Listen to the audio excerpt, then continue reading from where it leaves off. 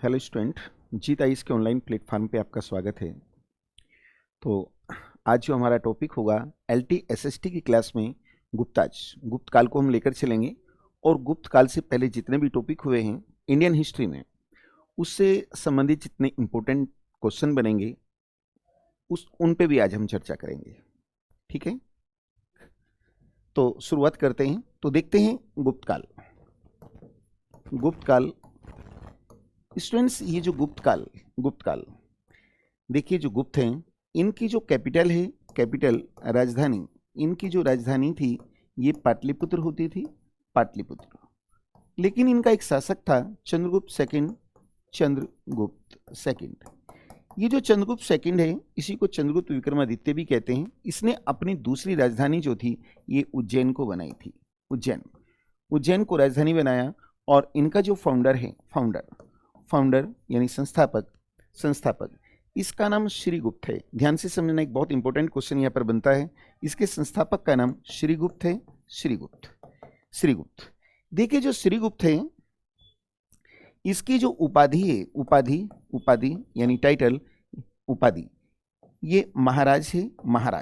बच्चों, जो महाराज उपाधि होती है, जो उपाधि है ये एक सामंत की होती है। सामंत को इंग्लिश में फ्यूडल कहते हैं। फ्यूडल, सामंत का मतलब होता है किसी राजा के अधीन राजा को सामंत कहते हैं। और इसकी वास्तविक शुरुआत सातवाहनों का शासक था गौतमीपुत्र सतकर्णी, मैंने आपके साथ डिस्कस भी किया था, उसने की थी। आपको दूसरी इंफॉर्मेशन ये भी दे देता हूं, अभी एक नेट होता है, एक यूसेट होता है अपने स्टेट का, है ना, उसका फॉर्म भी कल या परसों आने वाला है, तो वो एग्जाम भी आपको देना है। महाराज देखिए, श्रीगुप्त इनका फाउंडर है, लेकिन ये स्वतंत्र शासक नहीं है। और इसके बाद फिर एक शासक आता है जिसका नाम घटोत्कच है। इसकी उपाधि भी महाराज थी। लेकिन इसके बाद फिर जो शासक आता है उसका नाम चंद्रगुप्त फर्स्ट है। चंद्रगुप्त फर्स्ट, इसकी उपाधि महाराजा धीराज है। राजा धीराज। बच्चों, जो महाराजा धीराज ये एक स्वतंत्र शासक की उपाधि होती है। स्वतंत्र यानी एक स्वतंत्र शासक है। तो यहाँ पर एक चीज का ध्यान रखना है, इनका फाउंडर श्रीगुप्त जरूर है, लेकिन इनका फाउंडर, है ना, संस्थापक है। ठीक है, लेकिन पहला जो स्वतंत्र शासक है, थैंक यू जो बच्चे, हाँ चलो, तो देखिए संस्थापक है लेकिन स्वतंत्र शासक नहीं है। तो पहला स्वतंत्र जो शासक है वो चंद्रगुप्त फर्स्ट है। तो अब मैं चंद्रगुप्त फर्स्ट को लेकर चलता हूं और यहां से बहुत क्वेश्चन आप लोगों से पूछे जाते हैं। देखिए, चंद्रगुप्त फर्स्ट एक्चुअली में, देखिए इसने 319-20 ईस्वी में क्या किया, एडी में इसने गुप्त संवत चलाया। कई बार आप लोगों से क्वेश्चन पूछता है कि गुप्त संवत किसने चलाया था, तो चंद्रगुप्त फर्स्ट है। और देखिए यहाँ दो डेट दी होती हैं, एक 319 और 20। ठीक, एग्जाम में कोई एक ही डेट देता है। देखिए एक्चुअली में क्या हुआ, इसने वैशाली की एक लिच्छवी राजकुमारी थी। वैशाली में एक लिच्छवी वंश होता था, लिच्छवी वंश की एक राजकुमारी थी कुमार देवी। इसने कुमार देवी से विवाह किया था। विवाह किया। तो ये जो लिच्छवी वंश है ये बहुत ही पावरफुल था, है ना। और इन्हीं के सहयोग से ये गुप्त बेसिकली कुषाणों के सामंत होते थे। उस समय कुषाणों का एक शासक भी था, केदार। ठीक, तो इन लिच्छवी वंश के जो शासक थे इनके सहयोग से ये स्वतंत्र हुआ। तो देखिए यहाँ पर इसका विवाह कुमार देवी से हुआ है। क्वेश्चन कई बार पूछा गया है कि कुमार देवी किसकी पत्नी थी, तो इस कुमार देवी चंद्रगुप्त फर्स्ट की है। और ध्रुव देवी जो पत्नी थी, ध्रुव देवी, है ना, वो वैसे तो रामगुप्त की थी लेकिन बाद में चंद्रगुप्त सेकंड की बनी। उनके सहयोग से ये स्वतंत्र बना है। तो इसकी जानकारी हमें इसके सिक्कों से मिलती है। इसके सिक्के इसकी जानकारी देते हैं, क्योंकि इसके सिक्कों पर इसने विवाह प्रकार के सिक्के चलाए। और इसके सिक्कों पर लिच्छवाई शब्द लिखा है। लिच्छवाई शब्द भी लिखा है। शब्द लिखा है। इसके सिक्कों पर इसकी पत्नी का भी नाम लिखा है। तो बच्चों, अगर सिक्कों की बात करते हैं तो गुप्तों में गुप्तों में सबसे पहले जो सोने के सिक्के चलाए थे, सबसे पहले इसी ने यानी चंद्रगुप्त फर्स्ट ने सोने के सिक्के चलाए, सिक्के चलाए। तो देखिए, अगर भारतीय इतिहास की बात करते हैं तो भारतीय इतिहास में सबसे पहले सोने के सिक्के हिंद यवनों ने चलाए थे। अगर कुषाणों की बात करते हैं, कुषाणों में सबसे पहले सोने के सिक्के विम कैटफिशस ने चलाए थे, विम कैटफिशस। और कनिष्क के समय सबसे भारी और शुद्ध सोने के सिक्के चले।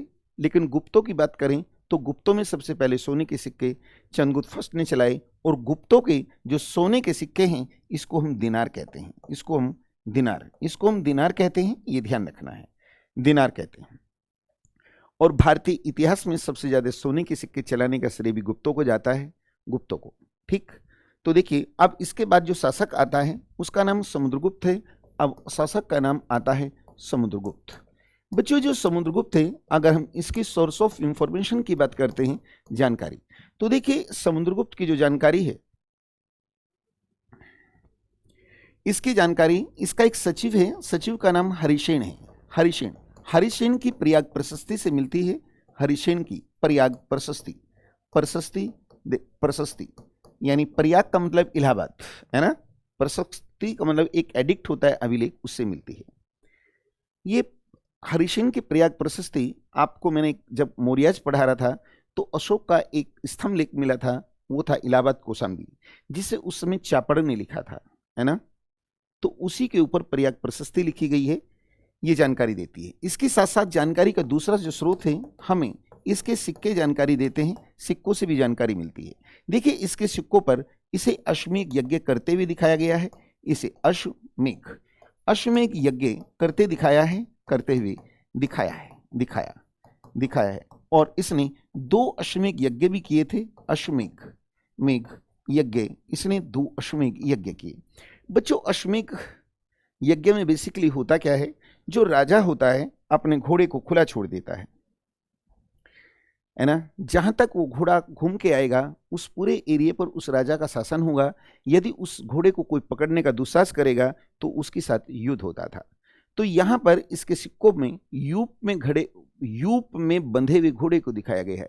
यूप माने खूंटा, यानी बाद में उस घोड़े की बलि दी जाती थी। ठीक है, तो 2 अश्वमेध यज्ञ की। देखिए, ये वीणा वादक यानी एक संगीतज्ञ भी था, यानी इसके सिक्कों पर इसे वीणा बजाते हुए दिखाया गया है। और इसके साथ साथ बच्चों, इसे हम कविराज भी कहते हैं, इसे हम कविराज भी कहते हैं। ये बात अलग है, यानी कविराज है एक तरीके से स्कॉलर, विद्वान जैसा है, लेकिन इसकी किसी कृति की जानकारी नहीं मिलती।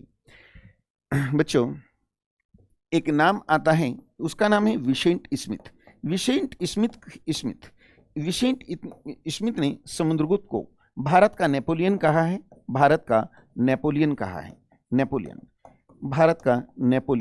है। बच्चों, हाँ, जैसे फ्रांस की जो क्रांति हुई थी, फ्रांस की क्रांति का नेतृत्व नेपोलियन बोनापार्टा ने किया था। तो जिस तरीके से नेपोलियन बोनापार्टा ने आसपास के देशों को जीतकर, प्रांतों को जीतकर अपने अधीन किया था, यानी वो साम्राज्यवादी था, इसी तरीके से ये भी साम्राज्यवादी है। तो इसलिए इसे विसेंट स्मिथ ने नेपोलियन कहा है। भारतीय इतिहास में 2 शासकों को नेपोलियन कहा जाता है, एक तो समुद्रगुप्त को कहा जाता है और एक महाराजा रणजीत सिंह को कहा जाता है।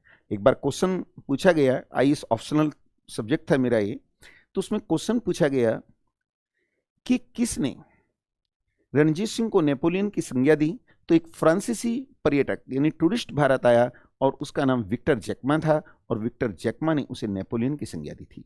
तो बच्चों, ये इस चीज को इंडिकेट कर रहा है कि एक साम्राज्यवादी शासक है। तो देखिए, राजधानी में अपनी स्थिति मजबूत करने के बाद इसने अपनी साम्राज्यवादी नीति को अपनाया। तो इसकी साम्राज्यवादी नीति, ये जो इसकी साम्राज्यवादी नीति है, इसमें ये क्या काम करेगा, तो सबसे पहले हम उसको देखते हैं। देखिए बच्चों, जब ये शासन कर रहा था तो उस समय क्या है, भारत डिसेंट्रलाइज था। डिसेंट्रलाइज यानी विकेंद्रीकृत था। बच्चों, विकेंद्रीकृत का मतलब होता है कि भारत के अलग अलग हिस्सों पर अलग अलग राजाओं का शासन था। तो जैसे एक डायग्राम के माध्यम से मैं यहां पर बताऊंगा आपको। देखिए, यहां पर गुप्त शासन कर रहे थे, गुप्तों का। यहां उत्तर भारत में 3 शासक थे। एक का नाम नागसेन था, नागसेन। एक का नाम अच्युत है, अच्युत। और एक का नाम कुतकुलज था, कुतकुलज। यहां कुतकुलज था। बच्चों, यहां पर दक्षिण भारत में छोटे छोटे 12 राजा थे, 12 राजाओं का शासन था, राजा थे। यहां पर कुछ आट्विक जातियां थी, आट्विक। बच्चों, आटव माने जंगल होता है, आट्विक जातियां। और यहां पर देखिए, वाकाटक वंश का शासन था। और यहां पर शक शासन करते थे। और शकों का उस समय शासक था उस समय रुद्र सिंह थर्ड था, थर्ड। बच्चों, यहां की अगर बात करते हैं तो यहां अभी भी कुषाणों के एविडेंस हमें देखने को मिलते हैं। तो इस समय भारत डिसेंट्रलाइज था, ठीक।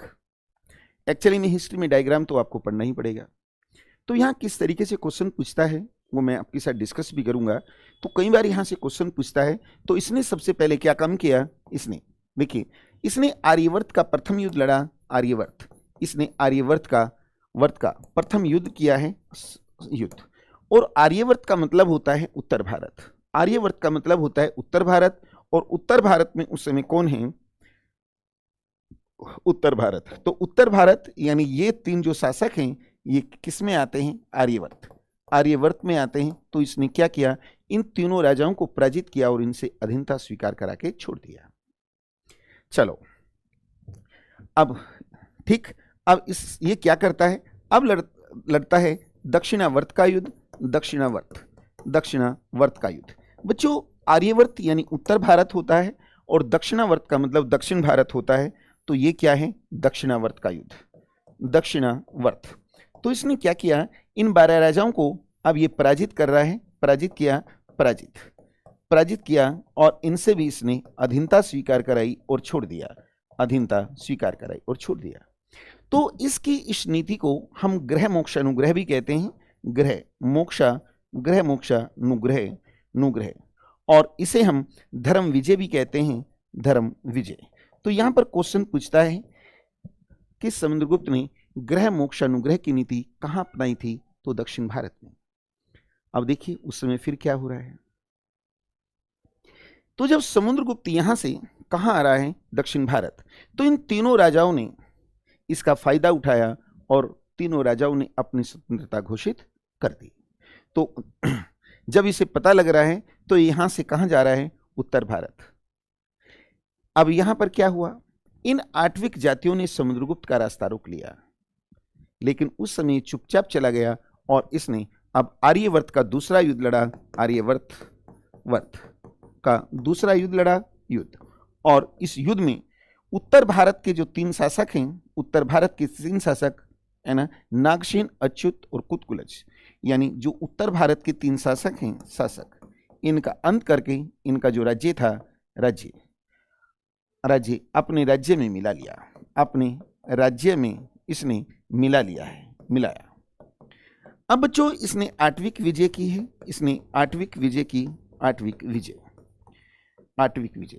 आट्विक विजय का मतलब यहां पर जो कुछ जंगली जातियां रहती थी इनका भी इसने अंत किया। अब देखिए, इसने शक विजय किया, शक विजय की और शकों के विरुद्ध इसने कन्योपदान की नीति अपनाई थी, कन्योपदान की नीति अपनाई थी, नीति अपनाई। शक ये है और शकों का जो शासक है उसका नाम रुद्र सिंह थर्ड है। कन्योपदान का मतलब होता है इसने शकों को पराजित किया, उनका राज्य अपने राज्य में विलय नहीं किया, बल्कि उनके ऊपर एक शर्त थोप दी कि तुम्हारे राज्य में जितनी अविवाहित लड़कियां होंगी तुम विवाह से पहले उन्हें मेरे पास भेजोगे। इसे कन्योपदान कहते हैं। तो कन्योपदान की नीति किस दिशा में अपनाई गई, वेस्ट में। किसके विरुद्ध अपनाई गई, शकों के। अब समुद्रगुप्त तो बहुत ही शक्तिशाली है, तो इस अपमानजनक शर्त को मानने के लिए शक तैयार हो गए, ठीक है, ये ध्यान रखना है। फिर इसने क्या किया, इसने कुषाणों को भी पराजित किया था, कुषाणों को इसने पराजित किया, ठीक। तो इसकी साम्राज्यवादी नीति थी, अब इसी में देखिए समुद्रगुप्त से 2 क्वेश्चन और बनते हैं। समुद्रगुप्त देखिए एक बौद्ध विद्वान है, बौद्ध विद्वान और इस विद्वान का नाम है वसुबंधु। इसका नाम वसुबंधु है, वसुबंधु। ये समुद्रगुप्त के दरबार में रहता था, दरबार में रहता था। और इस समय एक श्रीलंका का शासक था, श्रीलंका का जो शासक है, शासक इसका नाम है मेघवर्ण। देखिए समुद्रगुप्त के राज्य में आया था। एक्चुअली में ये श्रीलंका के कुछ बौद्ध भिक्षु थे, है ना, उनके लिए एक विहार बनवाने के उद्देश्य से आया था। तो गुप्तों के बहुत अभिलेख मिलते हैं। तो एक एरण अभिलेख है, एरण अभिलेख भी 2 हैं, ठीक है। पहले यहां पर देखिए ये जो एरण अभिलेख है, एरण अभिलेख, इस एरण अभिलेख में समुद्रगुप्त को कुबेर एवं नाराज होने पर यमराज की संज्ञा दी जाती है। यमराज यानी यमराज कहा गया है, अरे यमराज कहा गया। तो बच्चों ये समुद्रगुप्त था। अब समुद्रगुप्त के 2 बेटे हैं, एक का नाम रामगुप्त है और एक का नाम चंद्रगुप्त सेकंड है। तो अब इसके बाद गद्दी पर बैठ रहा है और उसका नाम है रामगुप्त। बच्चों जो रामगुप्त इसने जो शासन किया है 375 से लेकर 375 तक शासन किया, मुश्किल से 4-5 माह शासन किया था। ये जो रामगुप्त है ये बहुत ही अनकेपेबल है, यानी अयोग्य। और देखिए इसकी जो जानकारी है, एक नाम आता है और उसका नाम है विशाखदत्त। बच्चों विशाखदत्त की बेसिकली 2 पुस्तक आती हैं। एक पुस्तक का नाम मुद्रा राक्षस है, और जो मुद्रा राक्षस हमें मौर्यों की जानकारी देती है। एक पुस्तक का नाम मुद्रा राक्षस है जो मौर्यों की जानकारी देती है, और एक पुस्तक का नाम देवी चंद्रगुप्तम है, देवी चंद्रगुप्तम। देवी चंद्रगुप्तम इसकी हमें जानकारी देती है, तो ये ध्यान रखना। और ये देवी चंद्रगुप्तम चंद्रगुप्त सेकंड की भी जानकारी देती है। अब इसमें कुछ भी नहीं था। उत्तराखंड पीसीएस मेंस में भी यहां से एक बार को क्वेश्चन पूछा गया है। अब देखिए ये जो रामगुप्त थे, इसकी जो पत्नी थी, पत्नी का नाम ध्रुव देवी था, ध्रुव देवी था। अब इसमें कुछ नहीं है, इस पे एक ऐसे ही मैं एक छोटी सी कहानी सुनाऊंगा आपको। एक्चुअली में स्टूडेंट्स क्या हुआ, ये बहुत ही अयोग्य है। जब गद्दी पर अयोग्य शासक बैठा है तो ऐसी स्थिति में शकों ने चूंकि बहुत अपमान बर्दाश्त किया था, अब वो शक क्या करेंगे, वो बदला लेंगे। तो इसके समय शकों ने इसके राज्य पर आक्रमण शुरू किया। तो ये पूछता है कि तुम आक्रमण क्यों कर रहे हो? मैं तो इंटरफियर नहीं कर रहा हूं। उन्होंने कहा, पता लगा कि वो तुम्हारी पत्नी ध्रुव देवी की मांग कर रहे हैं। ये भी बेवकूफ था। इसने कहा ये तो पहले ही बता देते, और कहा ध्रुव देवी को कि तुम चले जाओ, यानी अपनी पत्नी को भेजने के लिए तैयार हो गया। आप इमेजिन कर सकते हैं कि क्या ये शासन करने के लायक है? ये बिल्कुल भी नहीं था। तो ऐसे में जो छोटा भाई था जिसका नाम चंद्रगुप्त सेकंड है, वो इस चीज को बर्दाश्त नहीं कर सका, और वो ध्रुव देवी के वेश में शक नरेश रुद्र सिंह थर्ड के खेमे में गया और उसकी हत्या कर दी। और उसकी हत्या करने के बाद अपने भाई की हत्या की, और भाई की हत्या करने के बाद ध्रुव देवी से विवाह कर लिया और शासक बना। तो एक कहानी इस तरीके से थी। तो अब मैं लेकर चलता हूं चंद्रगुप्त सेकंड को। देखिए अब हम लेकर चलते हैं चंद्रगुप्त सेकंड। बच्चों राजधानी पाटलिपुत्र थी। इसने अपनी दूसरी जो राजधानी थी, राजधानी ये उज्जैन को बनाया था। उज्जैन को बनाया। ये जो चंद्रगुप्त सेकंड है, देखिए इसने शकों को पराजित किया था। इसने पराजित किया, और शकों को पराजित करने के उपलक्ष्य में इसने विक्रमादित्य की उपाधि धारण की थी, कि उपाधि इसने धारण की थी। अब बच्चों इसने भी चंद्रगुप्त विक्रमादित्य की उपाधि धारण की है, और एक हेमू ने भी की थी जब उसने दिल्ली पर अधिकार किया था उसके उपलक्ष्य में। और यहाँ क्वेश्चन पूछता है कि इसने किसके उपलक्ष्य में धारण की। चूंकि इसने शकों को पराजित किया, विक्रमादित्य की उपाधि धारण की, और इसके साथ साथ इसने एक चांदी का सिक्का चलाया था, चांदी का रुपया चलाया था, रुपया चलाया। एक बार क्वेश्चन ये भी पूछा गया है कि गुप्तों के चांदी के रुपये को क्या कहते थे। तो गुप्तों के समय चांदी के रुपये को का नाम था चांदी का रूपक।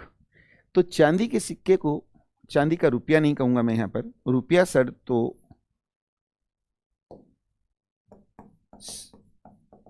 शेरशाह सूरी के समय आया है। चांदी का सिक्का चलाया और इसे रूपक कहा जाता है, और इनके सोने के सिक्के को दिनार कहा जाता है। दो काम किए। देखिए चंद्रगुप्त सेकंड, इसे हम परम भागवत भी कहते हैं, परम भागवत, भागवत, परम भागवत, देवगुप्त, देवगुप्त और देवश्री भी कहते हैं, देवश्री भी कहते हैं। बच्चों परम भागवत का मतलब ये वैष्णव धर्म का अनुयायी था, तो परम भागवत भी कहते हैं। इसकी विशेषता यह है कि इसके समय भारत के अंदर प्रथम चीनी यात्री, प्रथम चीनी यात्री फैयान आया था, फैयान आया, और फैयान 399 एडी में आया था। ये तो ये इसकी जानकारी देता है, और इसके अलावा इसकी जानकारी और भी बहुत से लोग देते हैं। तो बच्चों जो चंद्रगुप्त सेकंड है, चंद्रगुप्त सेकंड ये भी एक साम्राज्यवादी शासक था, साम्राज्यवादी शासक था, और इसने साम्राज्यवाद के लिए इसने भी वैवाहिक संबंधों का सहारा लिया था, वैवाहिक संबंधों का सहारा लिया था, सहारा लिया। अब मैं एक छोटा सा एक डायग्राम बनाऊंगा आपके लिए, उसे देखिए।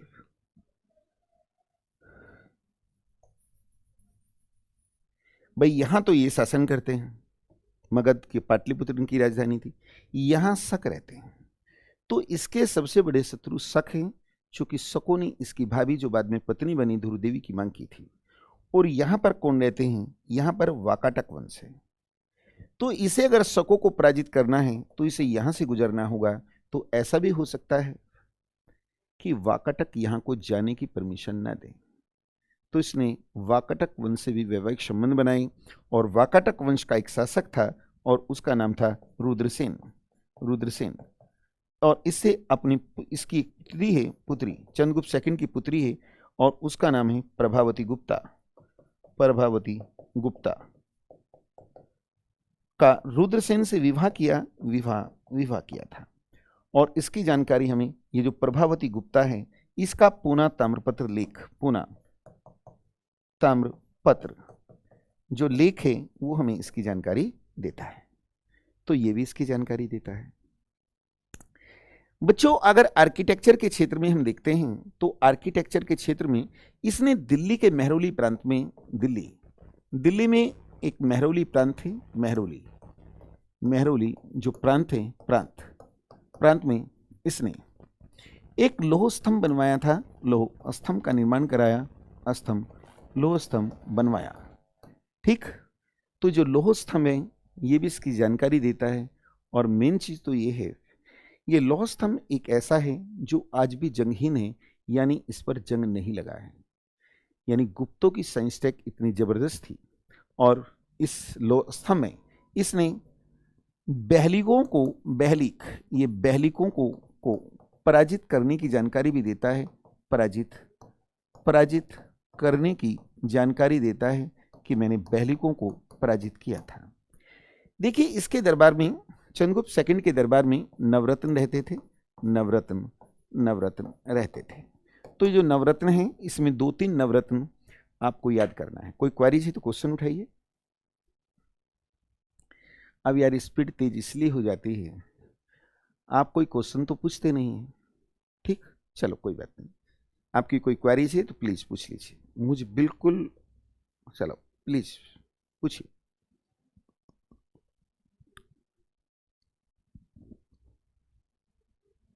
चलो, तो इसके नवरत्नों में 2-3 के नाम आपको याद करने हैं। ठीक है, इसमें एक नाम आता है नवरत्नों में, देखिए अमर सिंह। धन्वंतरी, छपणक, शंकु, बेताल भट्ट,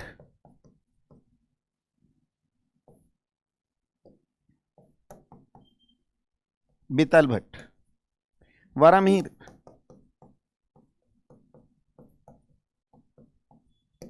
ठीक।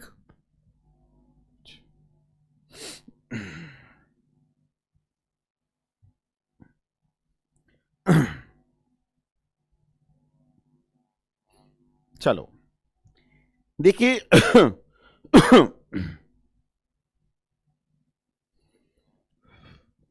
ये जो धन्वंतरी है इसका राजवैद है, राजवैद है ना, ठीक, राजवैद था। और वारामिहिर खगोल शास्त्री था, खगोल शास्त्री था, खगोल शास्त्री। इसने पूर्व पीठिका और पंचसंधांतिका पुस्तक भी लिखी हैं। चलो थैंक यू, ठीक है। अब आर्यभट्ट भी इसके दरबार में रहता है, आर्यभट्ट। लेकिन आर्यभट्ट नवरत्नों में से अलग है और इसने आर्यभट्टीय पुस्तक लिखी है, आर्यभट्टीय एक पुस्तक लिखी। और इसमें पहली बार पता चलता है कि पृथ्वी सूर्य के चारों ओर, सूर्य के चारों ओर चक्कर लगाती है, चारों ओर घूमती है, घूमती है। इससे जानकारी मिलती है।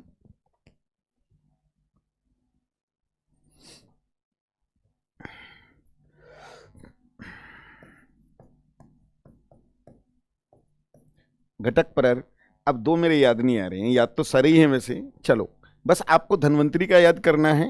ये कौन था? राजवैद, वारामिहिर, खगोल शास्त्री, ये दो याद करने हैं। तो धन्वंतरी इसका राजवैद है और चरक कनिष्क का राजवैद था, कनिष्क का। हाँ हाँ हाँ, वेरी गुड, बहुत ही महत्वपूर्ण था, मैं ध्यान ही नहीं रहा। एक कालिदास है, कालिदास। तो बच्चों कालिदास ने कई पुस्तकें लिखी हैं। पहली पुस्तक मालवाग्नि मित्रम है ना, जिससे शुंगों की जानकारी मिलती है। रघुवंश, मेघदूत, है ना, मेघदूत। तो कुमार संभव, और इसे भारत का शेक्सपियर भी कहते हैं, ठीक है। अब देखिए इसके बाद जो शासक आता है उसका नाम कुमारगुप्त फर्स्ट है, कुमारगुप्त फर्स्ट, कुमारगुप्त फर्स्ट।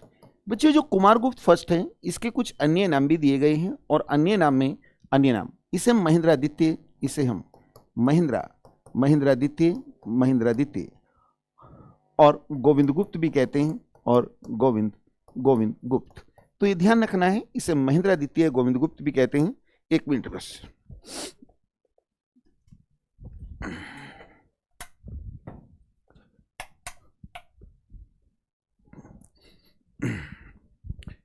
तो स्टूडेंट इसे हम महेंद्रादित्य या गोविंद गुप्त भी कहते हैं, ठीक है, ये ध्यान रखना है।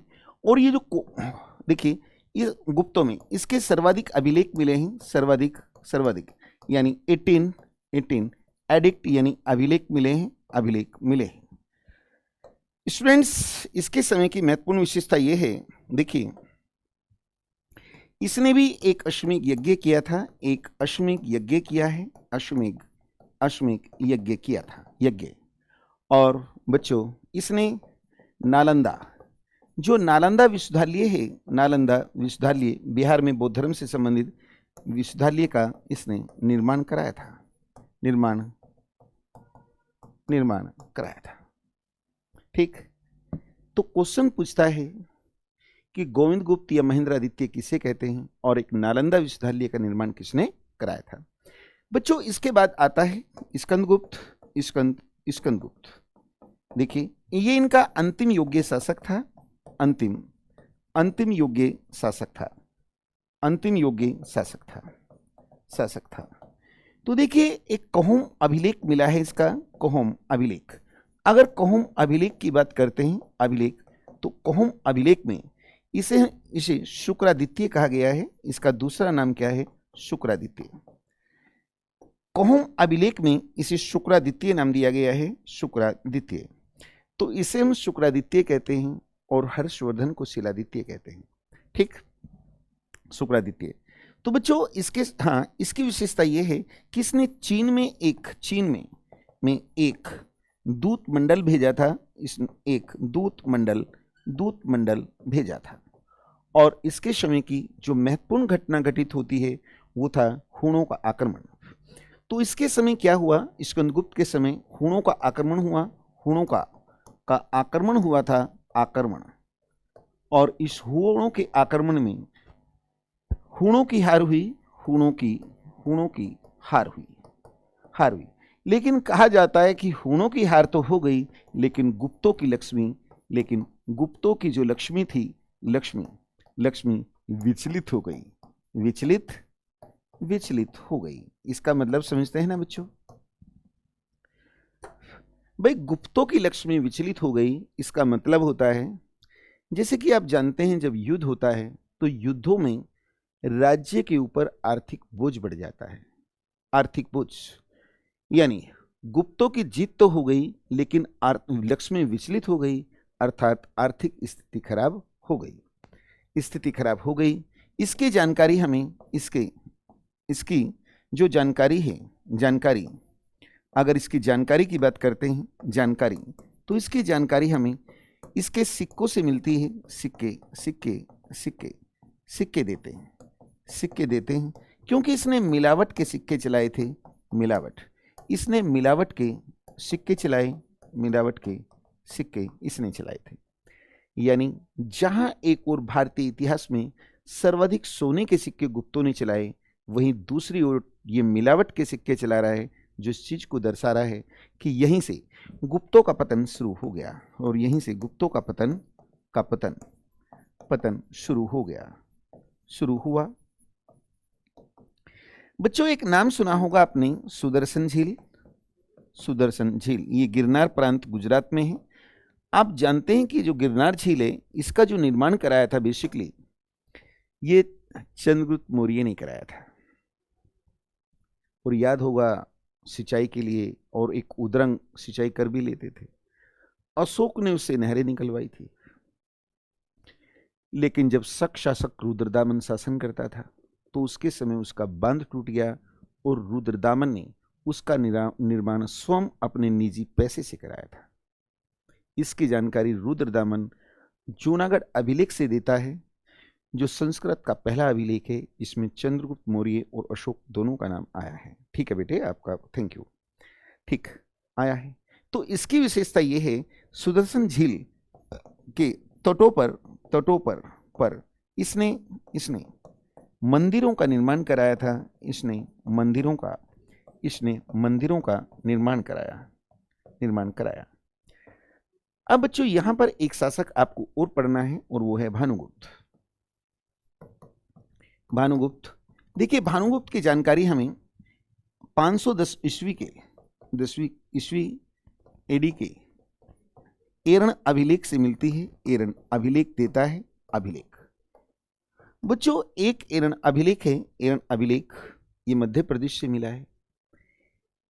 एक एरन अभिलेख समुद्रगुप्त का है, जिसमें उसे प्रसन्न होने पर कुबेर और नाराज होने पर यमराज की संज्ञा दी जाती है। एक रविकीर्ति का एहोल अभिलेख है, वो आगे पढ़ेंगे। एक एरन है, एहोल है, वो रविकीर्ति का, पुलकेशिन सेकंड का दरबारी कवि। तो जो एरन अभिलेख है, ये सती प्रथा से संबंधित पहला अभिलेख है। फर्स्ट एडिक यानी प्रथम अभिलेख है। प्रथम अभिलेख है। बच्चों, एक्चुअली में क्या हुआ, ये जो भानुगुप्त है, इसका एक सेनापति होता था, और सेनापति का नाम था गोपराज। ये जो गोपराज है, इसकी दो पत्नियां थी। किसकी? गोपराज की दो पत्नियां हैं। एक के पुत्र था और एक पुत्र विहीन थी, एक के पुत्र नहीं था। तो ये गोपराज एक युद्ध में मारा गया। मारा गया। तो ये गोपराज जो था, एक्चुअली में एक युद्ध में मारा गया। तो ऐसी स्थिति में क्या हुआ, इसकी एक पत्नी जिसके पुत्र नहीं था, ये सती हो गई है। ठीक हो गई।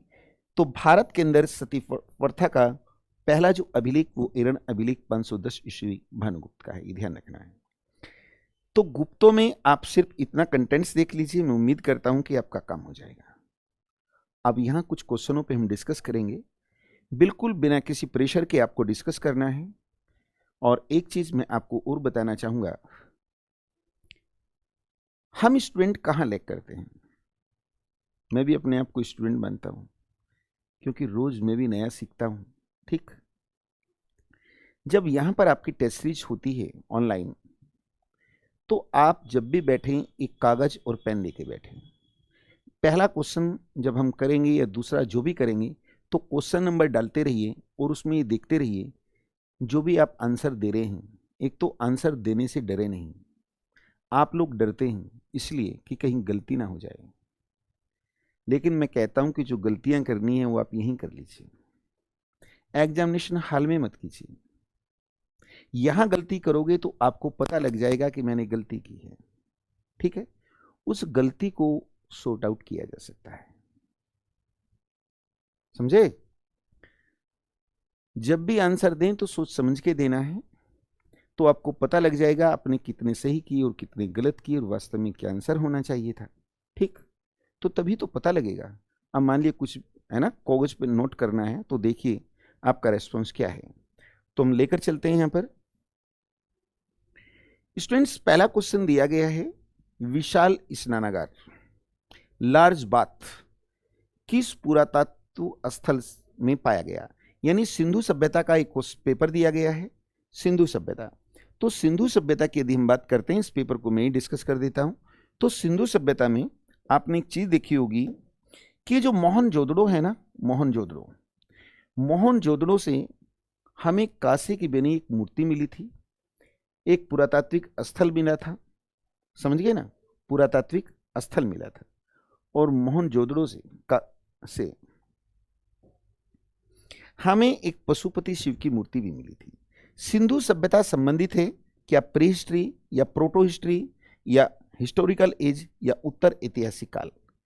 तो ये आदि ऐतिहासिक काल यानी प्रोटो हिस्ट्री से जुड़ी है। प्रोटो हिस्ट्री का मतलब होता है जिसकी अपनी स्क्रिप्ट यानी लिपि तो है, लेकिन उसे हम रीड नहीं कर पाए। तीसरा क्वेश्चन, मोहनजोदड़ो से प्राप्त पशुपति शिव की मोहर पर निम्न में कौन अंकित नहीं है। बच्चों, जो मोहनजोदड़ो है, मैंने बताया भी, यहां से एक पशुपति शिव की मूर्ति मिली है, उसके सिर से 2 हॉर्न यानी सींग है। इसके नीचे क्या है, यहां पर 2 हिरण हैं।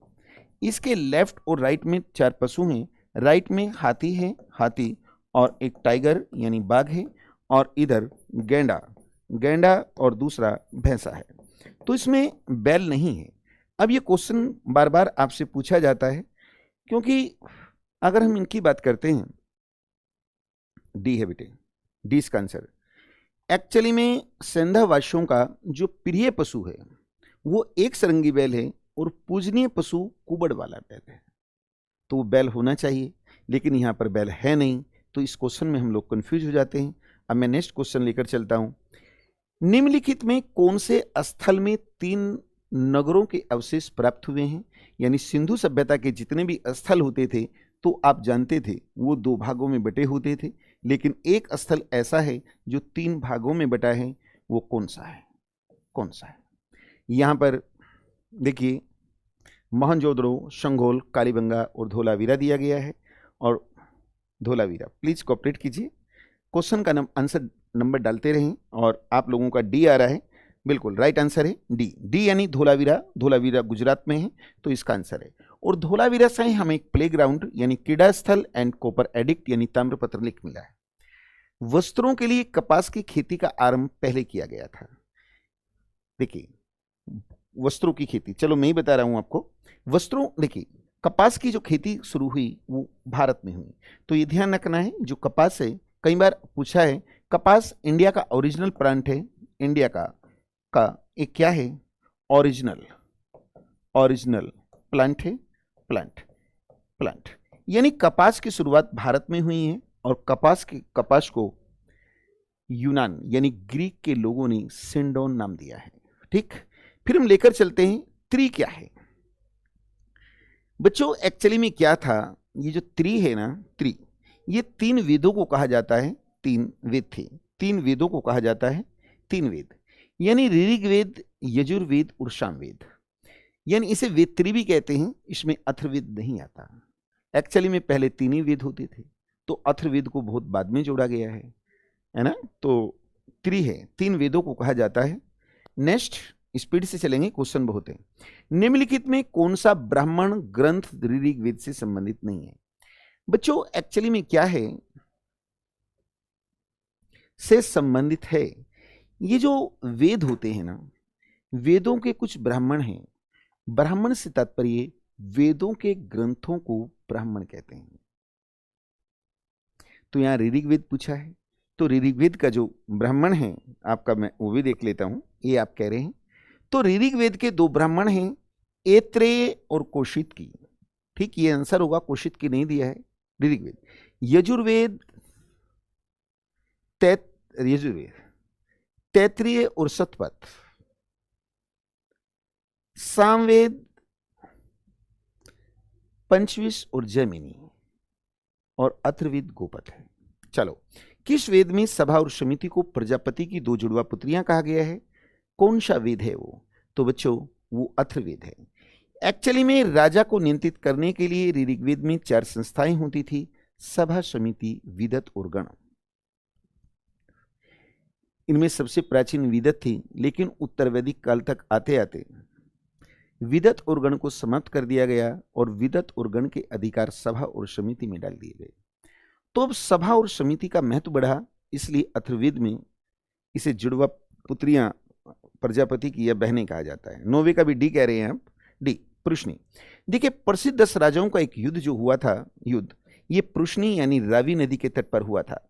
एक भी क्वेश्चन ऐसा नहीं है जो मैंने डिसमिस किया हो, ठीक है, सब करा रहे हैं। ऋग्वेद में उल्लेखित यव शब्द किसके लिए आया है? यव। चलो बेटे, टाइम ओवर हो जाएगा, समय कम रहेगा, इस पेपर को मैं सोल्व करा देता हूं, आप देखते जाइए।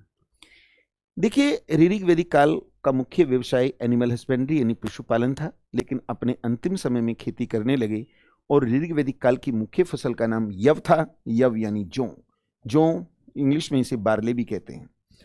उत्तर वैदिक काल की मुख्य फसल बिरही थी, बिरही यानी चावल, और उत्तर वैदिक काल में कृषि इतनी विकसित हुई कि वहीं पर फर्स्ट एग्रीकल्चर साइंटिस्ट पैंथर्न्यू का नाम भी आया है। महावीर का प्रथम अनुयायी जमाली था।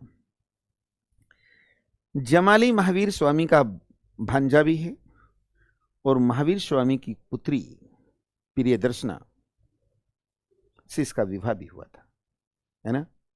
और महावीर स्वामी का पहला शिष्य है जिसने जैन संघ में फूट भी डाली थी। जैन धर्म में पूर्ण ज्ञान के लिए क्या शब्द आया है? चलो कोशिश कीजिए, क्वेश्चन नंबर 12 क्या इसका आंसर हो सकता है? क्या जिन है, रत्न, निर्वाण या कैवल्य?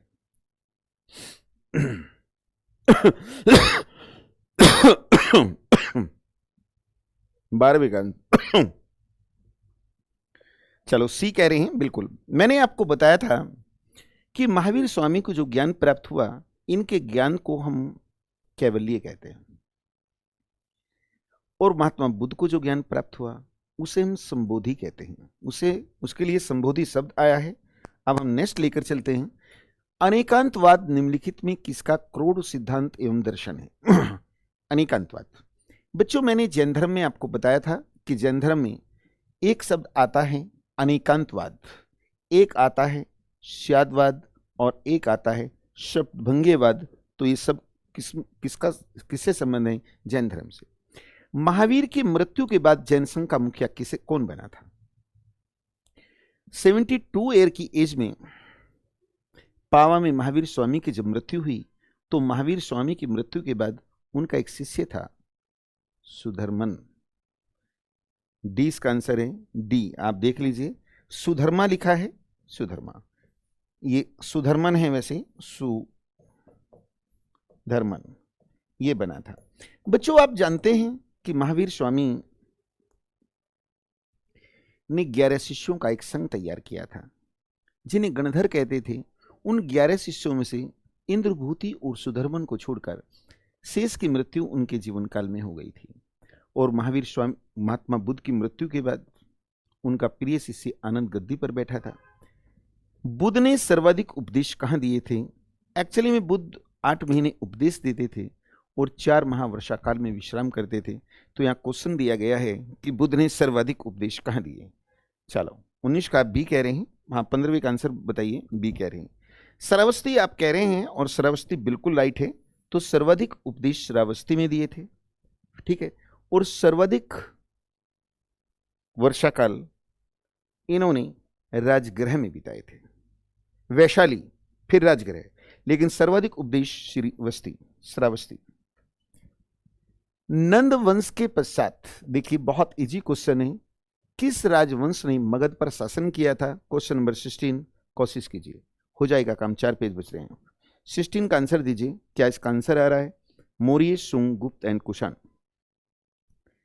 काफी लोग मेरे साथ जुड़े हैं। 16 का आप मुझे कह रहे हैं ए। गीतांजलि आप 161 ए, चलो ठीक है, बिल्कुल राइट आंसर है। मौर्यों ने शासन किया था।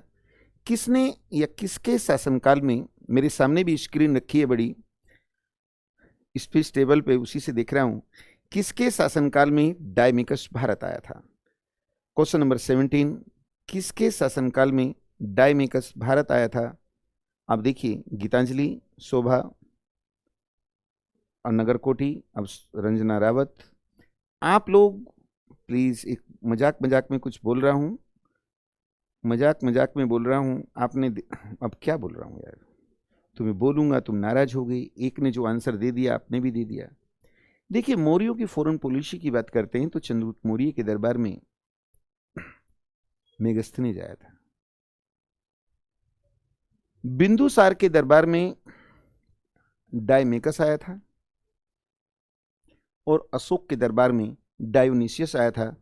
तो डायमेकस किसके समय आया था? बिंदुसार के दरबार में आया था और बिंदुसार ने इस शराब अंजीर और दार्शनिक की मांग की थी, ये दार्शनिक नहीं लाया था।